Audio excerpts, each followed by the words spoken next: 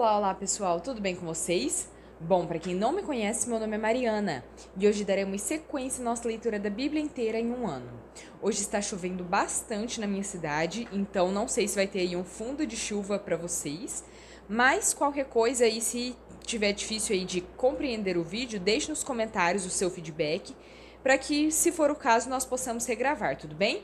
Já estamos no dia 177 e vamos seguir a partir de 2 Reis, capítulo 9, versículos 14 em diante, que diz o seguinte: Então Jeú, filho de Josafá e neto de Ninsi, começou uma conspiração contra o rei Jorão, na época em que este defendeu com todo Israel Ramote de Gileade contra Azael, rei da Síria. O rei Jorão tinha voltado a Jezreel para recuperar-se dos ferimentos sofridos na batalha contra Azael, rei da Síria. Jeú propôs: Se vocês me apoiam, não deixem ninguém sair escondido da cidade para nos denunciar em Jezreel. Então ele subiu em seu carro e foi para Jezreel, porque Jorão estava lá se recuperando, e Acasias, rei de Judá, tinha ido visitá-lo. Quando a sentinela que estava na torre de vigia de Jezreel percebeu a tropa de Jeú se aproximando, gritou: Estou vendo uma tropa. Jorão ordenou: Envie um cavaleiro ao encontro deles para perguntar se eles vêm em paz. O cavaleiro foi ao encontro de Jeú e disse: O rei pergunta: Vocês vêm em paz? Jeú respondeu: Não me venha falar em paz. Saia da minha frente. A sentinela relatou: O mensageiro chegou a eles, mas não está voltando. Então o rei enviou um segundo cavaleiro. Quando chegou a eles, disse: O rei pergunta: Vocês vêm em paz? Jeú respondeu: Não me venha falar em paz, saia da minha frente. A sentinela relatou: Ele chegou a eles, mas também não está voltando. E acrescentou: O jeito de o chefe da tropa guiar o carro é como o de Jeú, neto de Ninsi. Dirige como louco. Jorão ordenou que preparassem seu carro de guerra. Assim que ficou pronto, Jorão, rei de Israel, e Acasias, rei de Judá, saíram, cada um em seu carro, ao encontro de Jeú. Eles o encontraram na propriedade que havia pertencido a Nabote, de Jezreel. Quando Jorão viu Jeú, perguntou: Você vem em paz, Jeú? Jeú respondeu: Como pode haver paz enquanto continuam toda a idolatria e as feitiçarias de sua mãe Jezabel? Jorão deu meia volta e fugiu, gritando para Acasias: Traição, Acasias! Então Jeú disparou seu arco com toda a força e atingiu Jorão nas costas. A flecha atravessou-lhe o coração e ele caiu morto. Jeú disse a Bidkar, seu oficial: Pegue o cadáver e jogue-o nesta propriedade que pertencia a Nabote, de Jezreel. Lembre-se da advertência que o Senhor proferiu contra Acabe, pai dele, quando juntos acompanhávamos sua comitiva. Ele disse: Ontem vi o sangue de Nabote e o sangue dos seus filhos, declara o Senhor, e com certeza farei você pagar por isso nesta mesma propriedade, declara o Senhor. Agora então pegue o cadáver e jogue-o nesta propriedade, conforme a palavra do Senhor. Vendo isso, Acasias, rei de Judá, fugiu na direção de Bet-Agã, mas Jeú o perseguiu, gritando: Matem-no também. Eles o atingiram em seu carro de guerra na subida para Gur, perto de Ibleã, mas ele conseguiu refugiar-se em Megido, onde morreu. Seus oficiais o levaram a Jerusalém e o sepultaram com seus antepassados em seu túmulo, na cidade de Davi. Acasias havia se tornado rei de Judá no 11º ano de Jorão, filho de Acabe. Em seguida, Jeú entrou em Jezreel. Ao saber disso, Jezabel pintou os olhos, arrumou o cabelo e ficou olhando de uma janela do palácio. Quando Jeú passou pelo portão, ela gritou: Como vai, Zinri, assassino do seu senhor? Ele ergueu os olhos para a janela e gritou: Quem de vocês está do meu lado? 2 ou 3 oficiais olharam para ele. Então Jeú ordenou: Joguem essa mulher para baixo. Eles a jogaram e o sangue dela espirrou na parede e nos cavalos, e Jeú a atropelou. E Jeú entrou, comeu, bebeu e ordenou: Peguem aquela maldita e sepultem-na. Afinal, ela era filha do rei.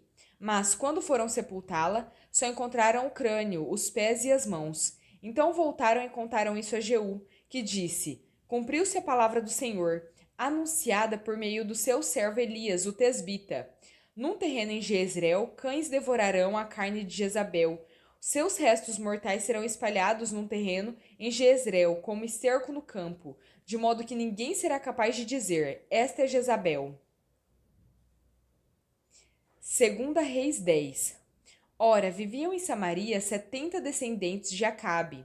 Jeú escreveu uma carta e a enviou a Samaria, aos líderes da cidade, às autoridades e aos tutores dos descendentes de Acabe. A carta dizia: assim que receberem esta carta, vocês que cuidam dos filhos do rei e que têm carros de guerra e cavalos, uma cidade fortificada e armas, escolham o melhor e o mais capaz dos filhos do rei e coloquem-no no trono de seu pai, e lutem pela dinastia de seu senhor. Eles, porém, estavam aterrorizados e disseram: se 2 reis não puderam enfrentá-lo, como poderemos nós? Por isso, o administrador do palácio, o governador da cidade, as autoridades e os tutores enviaram esta mensagem a Jeú: somos teus servos e faremos tudo o que exigires de nós. Não proclamaremos nenhum rei. Faze o que achares melhor. Então Jeú escreveu-lhes uma segunda carta que dizia: se vocês estão do meu lado e estão dispostos a obedecer-me, tragam-me as cabeças dos descendentes do seu senhor a Jezreel, amanhã a esta hora. Os 70 descendentes de Acabe estavam sendo criados pelas autoridades da cidade. Logo que receberam a carta, decapitaram todos os 70 e colocaram as cabeças em cestos e as enviaram a Jeú em Jezreel. Ao ser informado de que tinham trazido as cabeças, Jeú ordenou: façam com elas 2 montes junto à porta da cidade, para que fiquem expostas lá até amanhã. Na manhã seguinte, Jeú saiu e declarou a todo o povo: vocês são inocentes. Fui eu que conspirei contra o meu senhor e o matei. Mas quem matou todos estes? Saibam então que não deixará de se cumprir uma só palavra que o Senhor falou contra a família de Acabe. O Senhor fez o que prometeu por meio de seu servo Elias. Então Jeú matou todos os que restavam da família de Acabe em Jezreel, bem como todos os seus aliados influentes, seus amigos pessoais e os seus sacerdotes, não lhe deixando sobrevivente algum. Depois Jeú partiu para Samaria. Em Bet-Equed dos pastores, encontrou alguns parentes de Acasias, rei de Judá, e perguntou: quem são vocês? Eles responderam: somos parentes de Acasias e estamos indo visitar as famílias do rei e da rainha mãe. Então Jeú ordenou aos seus soldados: peguem-nos vivos. Então os pegaram e os mataram junto ao poço de Bet-Equed. Eram 42 homens e nenhum deles foi deixado vivo. Saindo dali, Jeú encontrou Jonadab, filho de Recabe, que tinha ido falar com ele. Depois de saudá-lo, Jeú perguntou: você está de acordo com o que estou fazendo? Jonadab respondeu: estou. E disse Jeú: então dê-me a mão. Jonadab estendeu-lhe a mão, e Jeú ajudou a subir no carro, e lhe disse: venha comigo e veja o meu zelo pelo Senhor. E o levou em seu carro. Quando Jeú chegou a Samaria, matou todos os que restavam da família de Acabe na cidade. Ele os exterminou, conforme a palavra que o Senhor tinha dito a Elias. Jeú reuniu todo o povo e declarou: Acabe não cultuou o deus Baal bastante. Eu, Jeú, cultuarei muito mais. Por isso, convoquem todos os profetas de Baal, todos os seus ministros e todos os seus sacerdotes. Ninguém deverá faltar, pois oferecerei um grande sacrifício a Baal. Quem não vier morrerá. Mas Jeú estava agindo traiçoeiramente, a fim de exterminar os ministros de Baal. Então Jeú ordenou: convoquem uma assembleia em honra a Baal. Foi feita a proclamação, e ele enviou mensageiros por todo Israel. Todos os ministros de Baal vieram, nenhum deles faltou. Eles se reuniram no templo de Baal, que ficou completamente lotado, e Jeú disse ao encarregado das vestes cultuais: traga os mantos para todos os ministros de Baal. E ele os trouxe. Depois Jeú entrou no templo com Jonadab, filho de Recabe, e disse aos ministros de Baal: olhem em volta e certifiquem-se de que nenhum servo do Senhor está aqui com vocês, mas somente ministros de Baal. E eles se aproximaram para oferecer sacrifícios e holocaustos. Jeú havia posto 80 homens do lado de fora, fazendo-lhes esta advertência: se um de vocês deixar escapar um só dos homens que estou entregando a vocês, será a sua vida pela dele. Logo que Jeú terminou de oferecer o holocausto, ordenou aos guardas e oficiais: entrem e matem todos, não deixem ninguém escapar. E eles os mataram ao fio da espada, jogaram os corpos para fora e depois entraram no santuário interno do templo de Baal. Levaram a coluna sagrada para fora do templo de Baal e a queimaram. Assim, destruíram a coluna sagrada de Baal e demoliram seu templo, e até hoje o local tem sido usado como latrina. Assim, Jeú eliminou a adoração a Baal em Israel.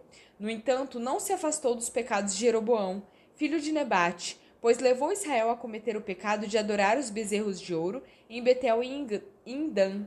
E o Senhor disse a Jeú: Como você executou corretamente o que eu aprovo, fazendo com a família de Acabe tudo o que eu queria, seus descendentes ocuparão o trono de Israel até a quarta geração. Entretanto, Jeú não se preocupou em obedecer de todo o coração à lei do Senhor, Deus de Israel, nem se afastou dos pecados que Jeroboão levara Israel a cometer. Atos 17. Em Tessalônica. Tendo passado por Anfípolis e Apolônia, chegaram a Tessalônica, onde havia uma sinagoga judaica. Segundo o seu costume, Paulo foi à sinagoga e por 3 sábados discutiu com eles com base nas Escrituras, explicando e provando que o Cristo deveria sofrer e ressuscitar dentre os mortos. E dizia: Este Jesus que proclamo é o Cristo. Alguns dos judeus foram persuadidos e se uniram a Paulo e Silas, bem como muitos gregos tementes a Deus e não poucas mulheres de alta posição. Mas os judeus ficaram com inveja, reuniram alguns homens perversos dentre os desocupados e com a multidão iniciaram um tumulto na cidade. Invadiram a casa de Jason em busca de Paulo e Silas a fim de trazê-los para o meio da multidão. Contudo, não os achando, arrastaram Jason e alguns outros irmãos para diante dos oficiais da cidade, gritando: Esses homens que têm causado alvoroço por todo o mundo agora chegaram aqui. E Jason os recebeu em sua casa. Todos eles estavam agindo contra os decretos de César, dizendo que existe um outro rei chamado Jesus. Ouvindo isso, a multidão e os oficiais da cidade ficaram agitados. Então receberam de Jason e dos outros a fiança estipulada e os soltaram. Em Bereia. Logo que anoiteceu, os irmãos enviaram Paulo e Silas para Bereia. Chegando ali, eles foram à sinagoga judaica. Os bereanos eram mais nobres do que os tessalonicenses, pois receberam a mensagem com grande interesse, examinando todos os dias as Escrituras, para ver se tudo era assim mesmo. E creram muitos dentre os judeus e também um bom número de mulheres gregas de elevada posição, e não poucos gregos. Quando os judeus de Tessalônica ficaram sabendo que Paulo estava pregando a palavra de Deus em Bereia, dirigiram-se também para lá, agitando e alvoroçando as multidões. Imediatamente, os irmãos enviaram Paulo para o litoral, mas Silas e Timóteo permaneceram em Bereia. Os homens que foram com Paulo o levaram até Atenas, partindo depois com instruções para que Silas e Timóteo se ajuntassem a ele, tão logo fosse possível. Em Atenas. Enquanto esperava por eles em Atenas, Paulo ficou profundamente indignado ao ver que a cidade estava cheia de ídolos. Por isso, discutia na sinagoga com judeus e com gregos tementes a Deus, bem como na praça principal, todos os dias, com aqueles que por ali se encontravam. Alguns filósofos epicureus e estoicos começaram a discutir com ele. Alguns perguntavam: o que está tentando dizer esse tagarela? Outros diziam: parece que ele está anunciando deuses estrangeiros, pois Paulo estava pregando as boas novas a respeito de Jesus e da ressurreição. Então o levaram a uma reunião do Areópago, onde lhe perguntaram: podemos saber que novo ensino é esse que você está anunciando? Você está nos apresentando algumas ideias estranhas e queremos saber o que elas significam.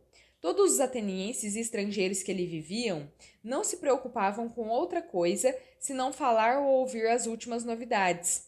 Então Paulo levantou-se na reunião do Areópago e disse: Atenienses, vejo que em todos os aspectos vocês são muito religiosos, pois andando pela cidade observei cuidadosamente seus objetos de culto e encontrei até um altar com esta inscrição: ao Deus desconhecido. Ora, o que vocês adoram, apesar de não conhecerem, eu lhes anuncio. O Deus que fez o mundo e tudo que nele há é o Senhor dos céus e da terra, e não habita em santuários feitos por mãos humanas. Ele não é servido por mãos de homens, como se necessitasse de algo, porque ele mesmo dá a todos a vida, o fôlego e as demais coisas. De um só fez ele todos os povos, para que povoassem toda a terra, tendo determinado os tempos anteriormente estabelecidos e os lugares exatos em que deveriam habitar. Deus fez isso para que os homens o buscassem e talvez, tateando, pudessem encontrá-lo, embora não esteja longe de cada um de nós, pois nele vivemos e nos movemos e existimos. Como disseram alguns dos poetas de vocês, também somos descendência dele. Assim, visto que somos descendência de Deus, não devemos pensar que a divindade é semelhante a uma escultura de ouro, prata ou pedra, feita pela arte e imaginação do homem. No passado, Deus não levou em conta essa ignorância, mas agora ordena que todos, em todo lugar, se arrependam, pois estabeleceu um dia em que há de julgar o mundo com justiça, por meio do homem que designou, e deu provas disso a todos, ressuscitando dentre os mortos. Quando ouviram sobre a ressurreição dos mortos, alguns deles zombaram e outros disseram: A esse respeito nós o ouviremos outra vez. Com isso, Paulo retirou-se do meio deles. Alguns homens juntaram-se a ele e creram. Entre eles estavam Dionísio, membro do Areópago, e também uma mulher chamada Dâmaris, e outros com eles. Salmo 144. Bendito seja o Senhor, a minha rocha, que treina as minhas mãos para a guerra e os meus dedos para a batalha. Ele é o meu aliado fiel, a minha fortaleza, a minha torre de proteção e o meu libertador. Ele é o meu escudo, aquele em quem me refugio. Ele subjuga a mim os povos. Senhor, que é o homem para que te importes com ele, ou o filho do homem para que por ele te interesses? O homem é como um sopro, os seus dias são como sombra passageira. Estende, Senhor, os teus céus e desce. Toca os montes para que fumeguem. Envia relâmpagos e dispersa os inimigos. Atira as tuas flechas e faz-os debandar. Das alturas, estende a tua mão e liberta-me. Salva-me da imensidão das águas, das mãos desses estrangeiros, que têm lábios mentirosos e que, com a mão direita erguida, juram falsamente. Cantarei uma nova canção a ti, ó Deus. Tocarei para ti a lira de 10 cordas, para aquele que dá vitória aos reis, que livra o seu servo Davi da espada mortal. Dá-me libertação, salva-me das mãos dos estrangeiros, que têm lábios mentirosos e que com a mão direita erguida juram falsamente. Então, na juventude, os nossos filhos serão como plantas viçosas, as nossas filhas como colunas esculpidas para ornar um palácio. Os nossos celeiros estarão cheios das mais variadas provisões. Os nossos rebanhos se multiplicarão aos milhares, às dezenas de milhares em nossos campos. O nosso gado dará suas crias. Não haverá praga alguma nem aborto. Não haverá gritos de aflição em nossas ruas. Como é feliz o povo assim abençoado! Como é feliz o povo cujo Deus é o Senhor! Provérbios 17, versículos 27 e 28. Quem tem conhecimento é comedido no falar, e quem tem entendimento é de espírito sereno. Até o insensato passará por sábio se ficar quieto, e se contiver a língua, parecerá que tem discernimento. Bom, pessoal, terminamos por aqui a nossa leitura, espero que tenham gostado. Se gostaram, deixem o seu like, se inscrevam no canal, compartilhem esse vídeo com outras pessoas. Isso ajuda muito com o canal e também contribui para a propagação do Evangelho. Muito obrigada, fiquem com Deus e até a próxima!